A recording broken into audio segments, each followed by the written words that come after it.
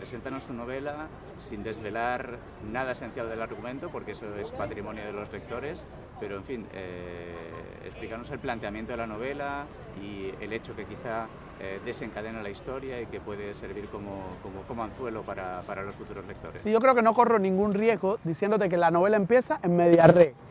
La novela empieza a mitad de la historia. El prólogo en sí expresa, cuenta cómo un individuo se despierta sepultado en vida. Muy pronto, luchando por sobrevivir, consigue sentarse en la tierra y pensar cómo ha llegado allí, qué ha pasado, en qué se ha visto envuelto, qué ha terminado en ese sitio. Y entonces la novela es como, la primera parte de toda la obra es como una especie de retrospectiva de qué situación él se encontraba y cómo llegó a verse sepultado en vida. Y luego, ya a mitad de la novela, empieza la historia de cómo él toma las riendas de su vida en sus propias manos y continúa adelante con un objetivo que yo diría que por encima de todas las cosas era buscar redención. Eso es el planteamiento de la historia. Uno busca redención seguramente por un hecho trágico, violento, traumático. ¿Nos puedes adelantar un poco el porqué de esa búsqueda de redención? ¿Qué es lo que motiva que el personaje necesite ese proceso? Sí, a ver, creo que el personaje se ha visto, digamos que presionado toda su vida por una serie de convenciones sociales que son generalistas, pero también muy específicas de la sociedad donde vive, y decide rebelarse contra todo ello. Se siente en un cul-de-sac, se siente en un callejón sin salida, y precisamente los hechos violentos que lo llevan a verse sepultado en vida hace que de alguna manera galvanice su intención de salir adelante y tomar las riendas de su vida. Ese personaje creo que tiene que ver bastante con la tecnología, con Internet. ¿Es un hacker o no es un hacker? ¿O utiliza la tecnología en propio beneficio? ¿Lo definirías como un hacker o no? Es un personaje con estudios de telecomunicaciones y es un personaje que en otro tipo de sociedad hubiera ocupado un nicho social muy o bien remunerado, muy correcto, porque además tiene talento, pero por una cuestión de protocolo social y el tipo de sociedad en que le toca vivir, no tiene más remedio que rebuscárselas, vivir al margen de la ley para poder sencillamente sobrevivir, y esto, digamos que lo lleva por el mal camino. El tema de Internet, no sé si también tiene que ver, bueno, y aprovecho la pregunta también, tu novela negra básicamente es trama, es acción, es intriga, es vértigo en cuanto a la acción, o tienes toques de ese otro, bueno, de esa rama de la novela negra que también trata de explicar algún aspecto de la sociedad, esa vertiente sociológica, de no solo centrarnos en el crimen o en la intriga, en la trama, sino también ser reflejo de alguna cuestión específica de una sociedad o de su conjunto como sociedad. Me refiero, ¿explicas Cuba a través de esta novela? Yo creo que sí, yo creo que de algún modo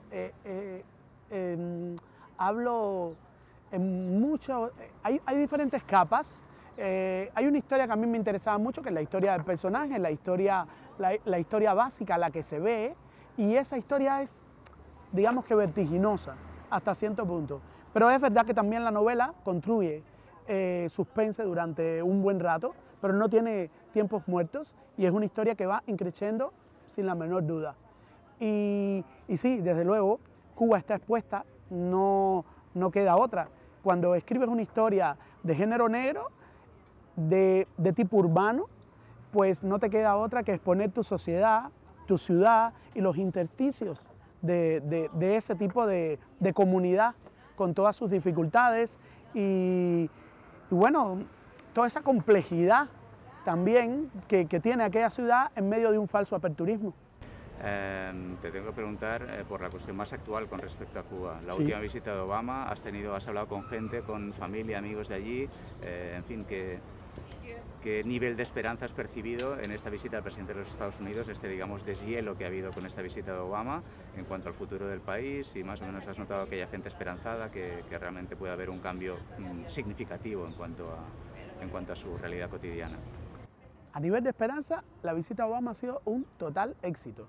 El hombre ha llegado con muy buenas maneras, con mucho protocolo, ha dejado en evidencia al presidente del país, lo ha dejado en evidencia, ha demostrado que él es el presente y el futuro y que el presidente es un pasado totalmente anclado en los años 60, en los años 70, revestido de símbolos de Guerra Fría, y este hombre ha demostrado que puede ser popular y con unos cuantos destellos digamos, de su personalidad, pues se ha ganado al público cubano.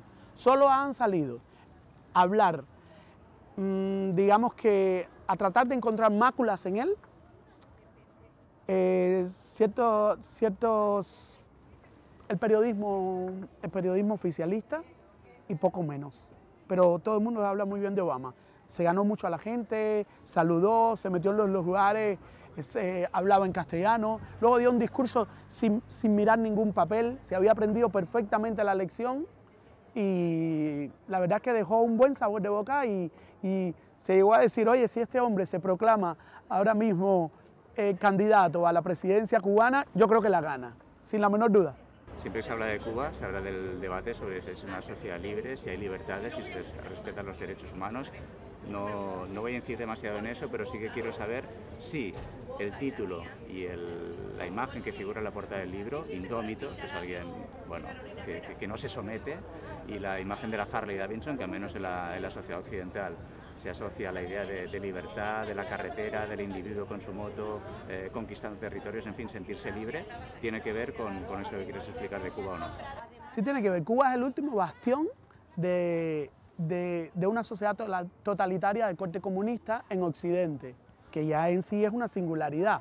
Y en el Caribe, para más INRI, que tiene unas características, digamos que idiosincrasias del individuo. Entonces sí, esta moto significa un icono del pasado que también se revela como, digamos que, un icono de libertad. Y el protagonista, que es una suerte de lobo solitario, pues bueno, expresa su libertad a través de su montura. Y el hecho de que sea indómito también tiene que ver alguien que, digamos, reacciona contra el poder, o has querido buscar esa simbología, o que es una palabra así como muy eufónica y además un título de una sola palabra que tiene más fuerza. Realmente él es inconquistable. Él se siente un personaje indómito y se nota por la manera en que interactúa con la gente. Y esto es producto de una pérdida de valores, producto de vicisitudes personales en toda la vida de él desde que es pequeño. Pero sí que hay cierta eufonía en el título.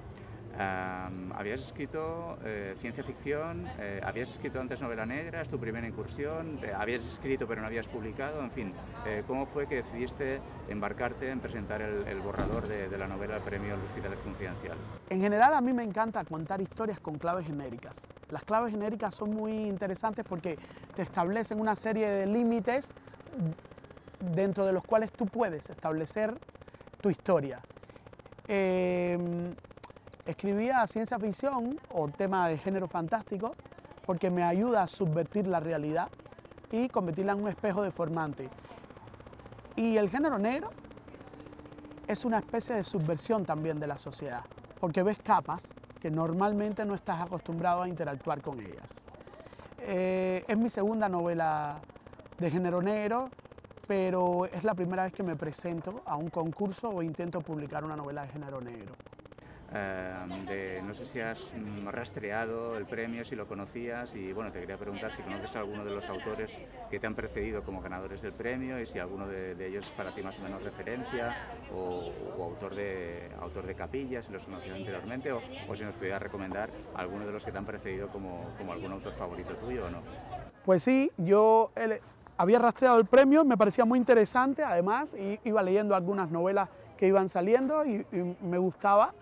Y que al autor que conocí de los ganadores de premios del año antes pasado, que se llama Nacho Cabana, que escribió una novela que se llama La chica, que llevaba una pistola en el tanga. Siempre que hablo con él le digo de broma que esta novela quería subtitularla como El chico que llevaba un pitón entre las piernas, pero que me parecía un subtítulo muy pornográfico y que por eso lo eliminé. Es una broma entre nosotros dos, pero es verdad que este personaje utiliza un Colt Python para llevar su redención a un plano de la violencia, y que por eso yo se lo decía. Nacho Capana, una gente muy simpática, muy válida, y que además me ha dado muy buenos consejos. Supongo que estarás deseando que llegue Sant Jordi, porque en fin, este año, por decirlo así, vas a ser una de las estrellas de Sant Jordi y l'Hospitalet. Me imagino que estarás ahí firmando, ¿no? Sí, sí. Bueno, aprovecho para que convoques a los lectores que se pasen por la Rambla el día de Sant Jordi, que supongo que te encontrarán por allí. Exacto, ahí estaré todo el día firmando a todo el que quiera de alguna manera acercarse a un pedacito de Cuba, pero eso sí, la Cuba más actual, la Cuba de personajes indómitos.